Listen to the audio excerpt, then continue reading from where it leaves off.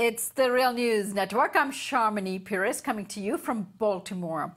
The U.S. Supreme Court allowed the state of Ohio to purge the voter registrations of citizens who have not voted in the last federal election and who do not respond to a notice that is mailed to them. Now, the court's decision was 5-4 with a majority along political lines, since the conservatives have a majority in the Supreme Court. This decision, therefore, was not a surprise. Now, Justice Samuel Alito wrote the majority opinion, arguing that even though non-voting triggers the process of purging their registration, removal from the registry is not based on non-voting and is therefore legal. Now, Justice Breyer dissented, arguing that sending a notice in the mail is not a reasonable method of determining whether someone has moved. Now, joining me to analyze the Supreme Court decision is Kamau Franklin. Kamau works for ProGeorgia, working against gerrymandering in the state. I thank you so much for joining us today, Kamau. Thank you for having me. All right, Kamau, I know that this is the latest battle in the partisan war that is going on in terms of the states having more control over voting registration and also the liberty to purge voters off their lists by various means, including, say, early voting, elimination of same-day registration, and tough voter ID laws.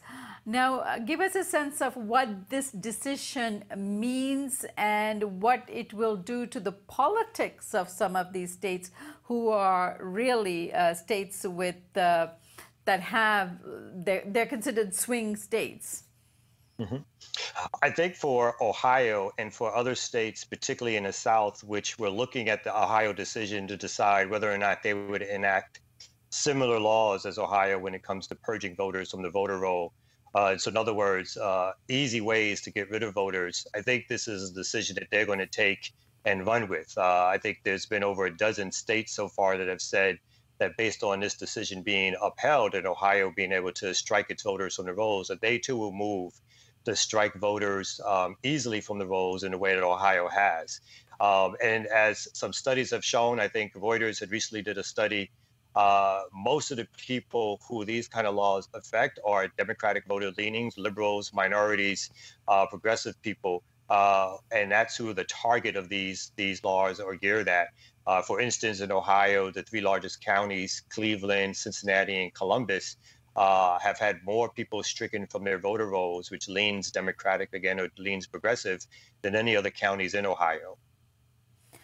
Now, Kamau, give us this particular case that this decision was based on. What happened to this former veteran? Mm-hmm. Well, the plaintiff's name in this case was Harmon, and he had not voted in the last presidential election because he felt he didn't like any of his choices. And so he sat it out, basically. The Ohio sent a notice that he said he didn't remember receiving. And so when he went to vote for a ballot initiative in 2017, I believe, he noticed that his son's name was on the roll, but his name was not on the roll.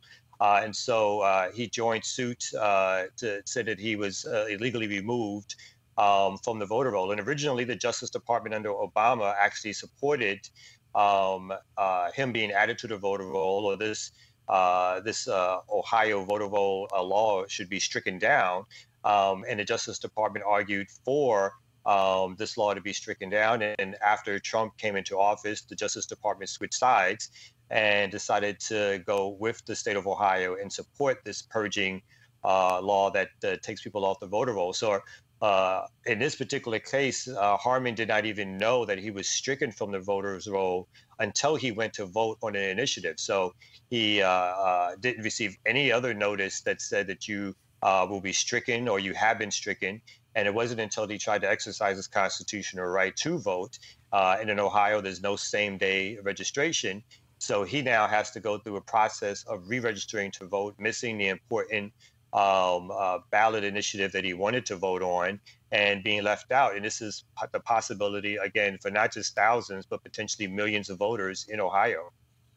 Now, Kamau, we should note here that Ohio is considered to be out of approximately 10 swing states. Ohio is one of them, where presidential elections are ultimately decided. So this makes the court's decision particularly important, and perhaps the most important implications of this decision. So tell us about, of course, the impact this will have in terms of the elections, as well as what the long-term effects might be of this sort of decision being adhered to by all these swing states. Yeah, I think for the swing states, I mean, this will have an impact not only on federal elections, but on state and local elections. And as you've noted, Ohio is a swing state, and these states are closely battled after by progressives and conservatives. And anything that cuts back on people's rights to vote, that begins purging voters from the rolls, means that some forces, in this case, particularly conservative forces, will have a leg up when it comes to governor's races, when it comes to, obviously, in presidential races, senators, state representatives, federal representatives in terms of Congress. So I think this particular outcome will have a big effect in Ohio and swing states. And further, I think in states in the South, which we're again looking at this law as a possible model for them to emulate, as in some places like in Georgia, where folks have been talking about Georgia tending to be progressive, a new majority taking over in Georgia in terms of the progressives, women, LGBTQ community, folks of color. This, again, is an early warning sign that these states, these conservative states, will have another tool in their tool belt to put restrictions on voting. So not only do we, again, as you mentioned, have to deal with cutting back on early voting, elimination of same-day registration, more voting ID restrictions. Remember, we also have a census coming up in 2020.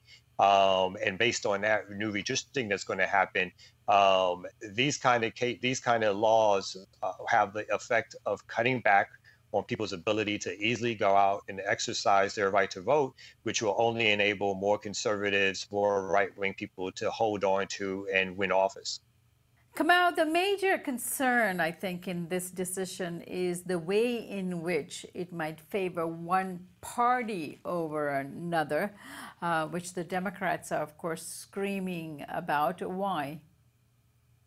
Well, I think because traditionally speaking, states, even in these swing states and in other areas, Democrats still usually have a majority of folks who are registered as Democrats.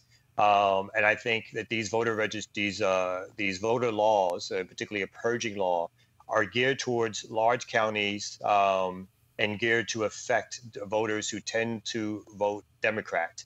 And so I think what you'll have here is that the peeling away of people on the voter rolls will affect Democrats more. One particular example in Ohio is that 1.5 million notices were sent out telling people that they might get cut off the voter rolls. Of that number, only 235,000 were sent back that said, "Hey, I didn't move."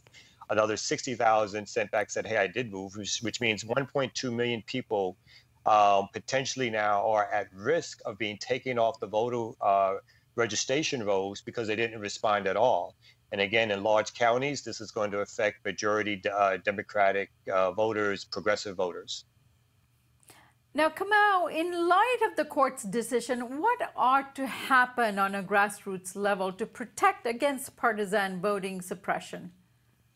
I think the only solutions are at the state level in this particular case, because I think that in terms of governorships, in terms of state houses, state senators, state legislators, folks are going to have to do more to get in people who have progressive values and who are going to make sure that they vote against these kind of legislative initiatives that are done by Republicans or right-wing leaning politicians in order to preserve their places. And again, this is now another tool in a toolbox of right-wing forces to hold on to office longer than ever, as they see the country becoming more people of color, as they see sort of a new majority emerging.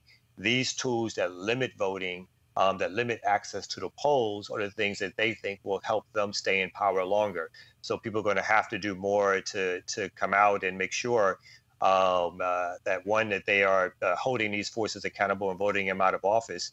On a strictly individual level, I think people are going to have to go down to their county offices and make sure that they're still on the rolls, and take that initiative, because right now the affirmative position is that if you do nothing, you'll be taken off the rolls and you won't know it until you go vote.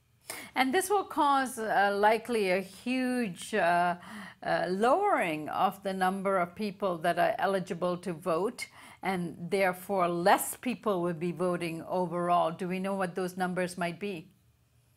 Yeah, I mean, I think it's way too early to know exactly what the numbers are, but I think based on this decision, the actual numbers of people purged in 2016 were 7,600 folks off of Ohio. And again, based on the numbers that I read out earlier, about 1.5 million notices sent out, which still all of them have not been acted on, this can lead to a dramatic decrease in people who are voting in any election, both statewide and federal. So unless there are other states or other laws that's going to protect people's rights to vote, folks are going to have to, again, take the affirmative action of finding out if they're still on the voter rolls. If they are not, they're going to have to fill out voter registration forms anew. And I think this is a major case, which is going to have major consequences, again, particularly in swing states, and particularly in southern states, which are now worried that a new majority of the population is going to be folks of color and maybe progressive people who won't vote in the same conservative folks that were there before. Right. And I know you said that Judge Attilio's figure of being something like 24 million voter registrations are estimated to be invalid or significantly inaccurate. However, are there ways, if, let's say, part of what he's saying is true, are there ways to clean up the voter registration lists in these states without having to render this kind of a decision or to rely on this kind of a decision? Mm-hmm. Yeah, I think if states are interested, they can always make it easier for people to register it and make it easier to check and see if people are still living in the places that they previously registered under. And some of those ways are through state taxes and tax forms. Another way is through DMV, voter folks who go renew their licenses every year, car registration. So there are multiple ways that the state collects information on where people are living and can compare that information through quick computer readouts as to where they were living when they registered to vote, as opposed to, again, sending out paper notices and expecting people to send back affirmative responses that clarify that they're still living there. They're getting this information in other ways through various mechanisms and means, probably on a daily basis, if not obviously on a yearly basis, if not on a daily basis, through people's interaction with state administrations and state offices. So if they truly were interested in making sure that the rolls were accurate, they can just compare data to what they already have. All right, Kamau, I thank you so much for joining us today, and hope you can join us, because I think this will be, we'll see the effects of this decision being rolled out as people go to the ballot box in 2018. I thank you so much for joining us. Thank you for having me. And thank you for joining us here on the Real News Network.